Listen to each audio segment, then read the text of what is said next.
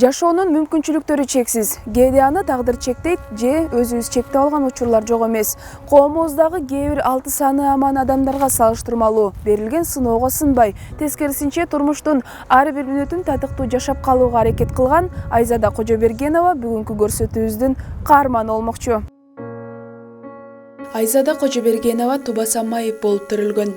Апасы кош бойлуу кезинде автокырсыкка кабылып, баланын борбордук тарамышы түйүлүп калган. Башымдан көптөгөн кыйынчылыктарды өткөрдүм. Ошентсе дагы эч кимге көз каранды болгум келбейт деген каарманым учурда 5 жаштагы баласын жалгыз тарбиялап келет.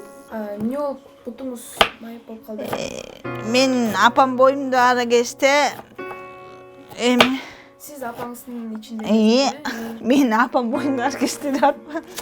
Ой Кудай, апамдын боюнда ара кезде мен бар кезде 5-6 ай болгон ушу кыймылдап калган кезде авария болгон экен, жол тосуп турса, мен кушка кетем деп жол тосуп турса, бир мас айдап келаткан кышында экен да, ноябрбы, декабрбы, аны тайгаланып кеткенби же катып кеткенби, апам сүйрөп кеткен. Кийим менен алып уруп. Жекели уруп, мындай уруп коюп кетип калган эмес, кийим менен ошондо курунан алып, канча бир километрге сүйрөп кеткен. Нече километр,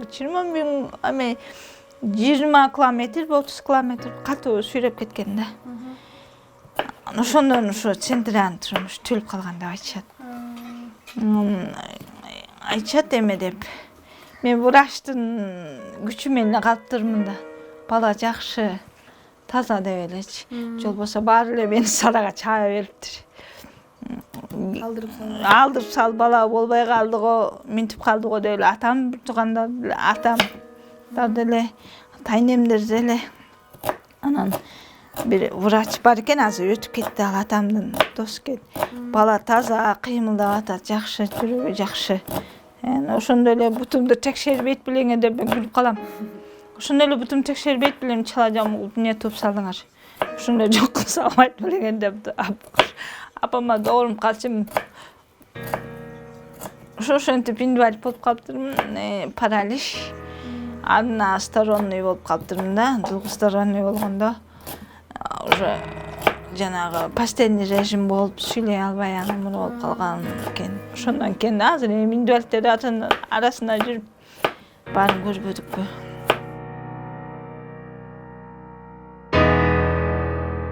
Ошо азыр 2000 канчанчы жылы 2010-2012 чыктымбы? Жок, 2013 чыктым турмушка. Ачейин апамдын колунда жүрдүм, анан иштеп жүрдүм. Түймөгө бездомный балдарга түймө боюнча, эме кылчумун. Сак белчимин. Турут депчи. Бишкекте эле. Жок, Бишкекте. Илгери эле апамдар 79-бы, 80 жылдары эле келиптир. Атам ооруп калып. Апам жери которуп келиптир да, ошо азыр мен менен агам байкем Мекуштан төрөлдүк. Калганы үчөө бияктан төрөлдү. Өзүм 5 бир тууганымды айтып атпайм, бирөө. Азыр эми болуп калды. Анан ошо апамдар баягы мен кеч дегендерин апамдын да балам балалуу болгондо билесиң дейт го. Асыгандай мен да балалуу болгондо билип атам апамды. Турмушка чыкпайсың, сен бага албайсың, анын мунун милдетин ала албайсың дешиле. Каршы болушканбы же? Каршы болушкан. Аябай эле каршы болушкан. Анан өзүмчө чыгып кеттим.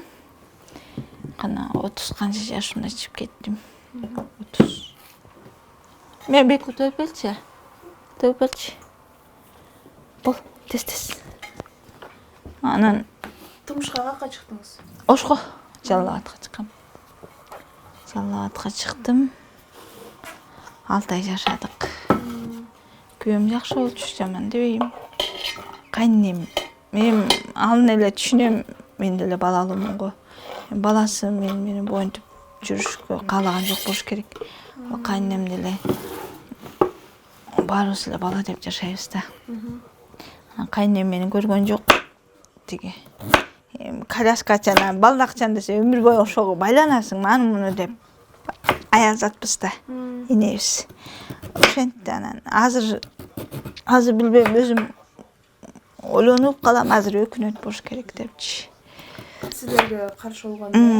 Азыр өкүнсө өкүнбөсө каякта калган аркалык дейт болуш керек. Чын. Азыр ошондо баласын келип карап көрүп турабы? Ишенбейт баласы барына. Мен балаң бармын десе.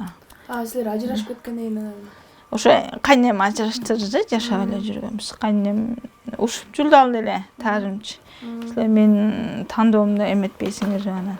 Кой, апа мен ушкан болбойт. Деп мен элдештирип койдум эле. Элдештирип койсом анан бир күнү больницага жатам, давлениям кармап атат деп чакырды. Чакырган мен барып келейин дейт. Мейли деп жибердим, айда чүлө алып берип. Ал келген канча жүрөсүң десем 15-20 күн жүрөм деди. 15-20 күндө мен больницага жата калайын деп больницага жаттым. Жыл сайын жатчу элем. Ошол жактан боюн бар экенин билдим. Анан ошончо келген жок. Кийин көрүп келейин деген боюнча келген жок. Келген жок, ошо алдап чакырып алыптыр анан үйлөнтөбүз деп мага звонить этти, уже үйлөнгөн таам деди. Бирок кийин үйлөнбөптүр кийинде. Анан балам курсагымда 7 айлык болгондо чалды. Балам ишенем сен балам чыштагасына, сен менен корбой болушуна деди. Анан күйөөм несине таарындым.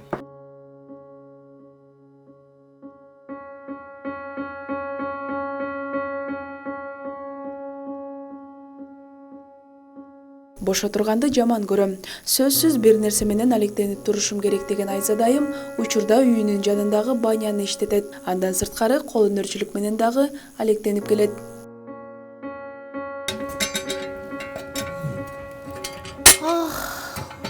Баняда салып беришкен. Анда-санда жаап калабыз. Үйдө киши жок болгондо өзүм жагам.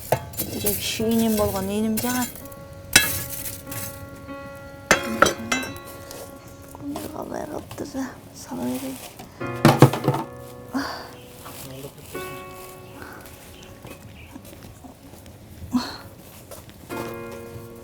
Ошентип коюп, окат кылып атам пенсиямдан тышкары.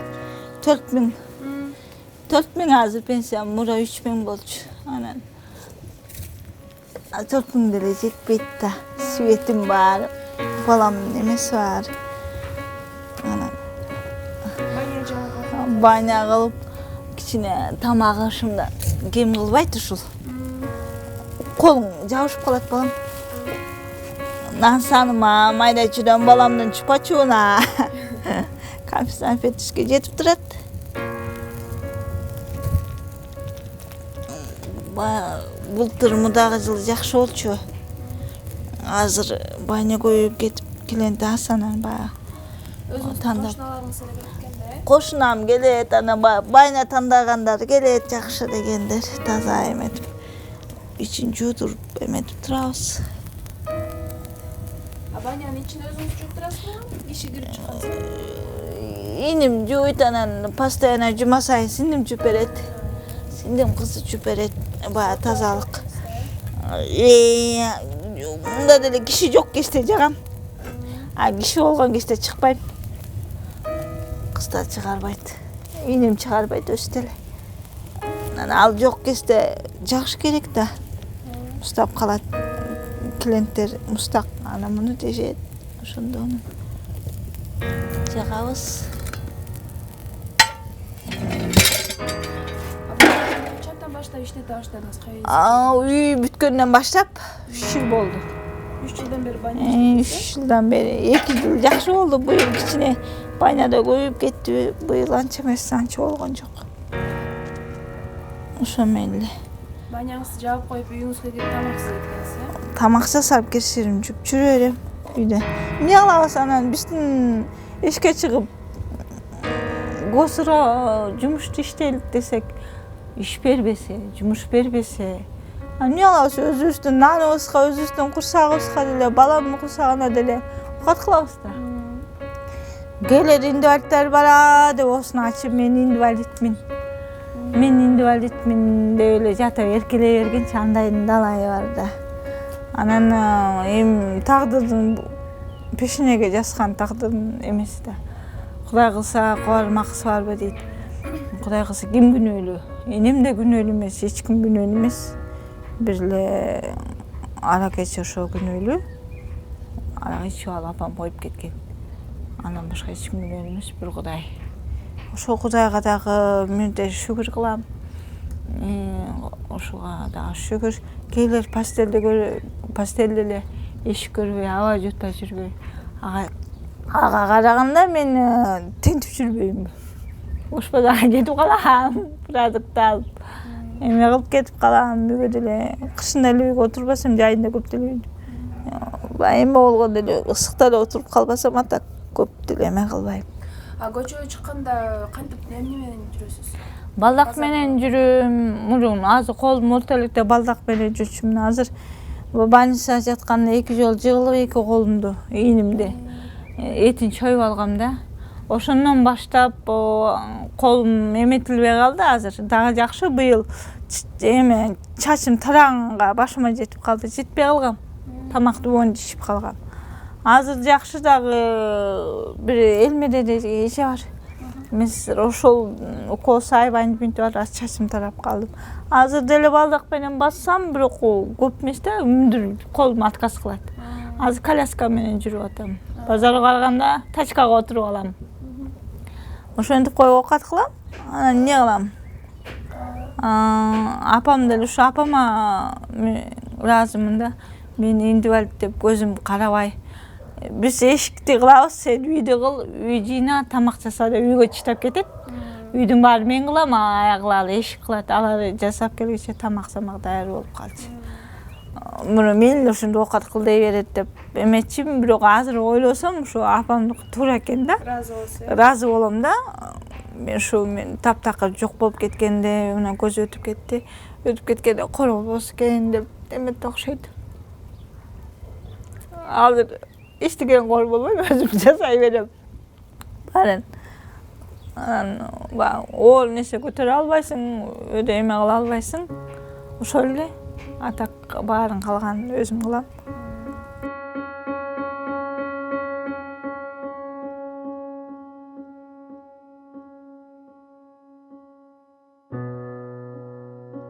Айзада айым жашап жаткан үйдү кайрымдуу адамдар салып беришкен.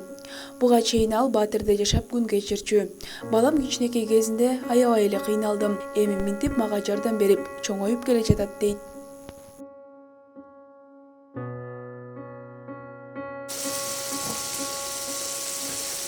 Көрүп тургандай баары ылайыкташтырып өзүмө жасалган. Азамат баарын ылайыкташтырып жасап берген. Үйдүн ушу точкасы менен суусуна гана мен эметтим.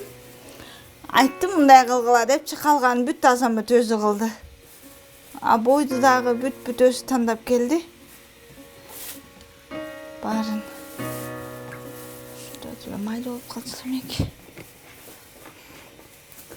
Калган бүт өзүмдүкү жасап эмете берем. Бир эле сандык анан эме көтөрө албайм. Сандык жыя албайм анан. Оор. Өйдө чака-пака көтөрө албайм дейчимин. Азыр чака деле көтөрбөйм. Баары үйдүн ичинде эме кылышат.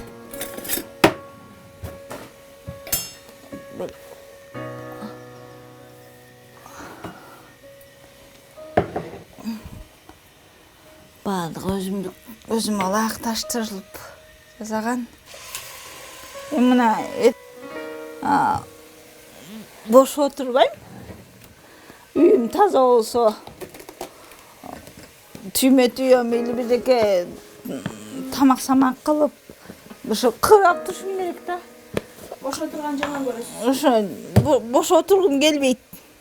Бош отурган жанагы эмелер бар го, мында пастелде жаткандар, ошолор кантип жатат. Өзүмө эметпейм. Алар багышта деле күн көрбөсө же эме көрбөсө кантип эметет деп элечи. Кээде деле бар го жата бергенчи бат эле катындарчы. Мына азыр жаса десе эле бат эле аны ылдам эле жасай коем дегенчи. Андайларды жаман көрөм. Сиңдим 2 кызы бар. Бакыштан жанын жейм анадычы. Жасаган мен үчүн болсо үйрөнгөн өссүн жасагала. Уктатпай бакшы жатады менен качаталар. Сиз жана айтып калгансыз мурда эмеге балдарга түйгөн боюнча сабак беришмин депчи. Азыр ал жумушуңуз менен иштебей элесизби? Иштейм. Азыр ошо түйүп эме кылгам. Мен кыздарга берип койгом. Анан азыр бул балам окуп калды. Балам менен алек болду эле, үй оокат менен алек болду эле. Азыр көп деле эмете элекмин. Түйө элекмин, бирок кышында бир бар бир эме керек. Кошуналарым билет түйгөнүмдү. Ошо меникин келип заказ кылат, анан заказ болгондо түйөм. Ошо заказ алып турасыз азыр, э? Заказ алып түйөм, кышкы жайында да айдап койгонумду сатып эм, былтыр даярдаганымды ошо өтүп кеткен да. Азыр деле жаштар көп башмакты, байпакты, жүн байпакты эме кылышып калды. Дибе кашты, бирок бияктагылар кет кийгендер бар. Азыр делечи эме кылышат.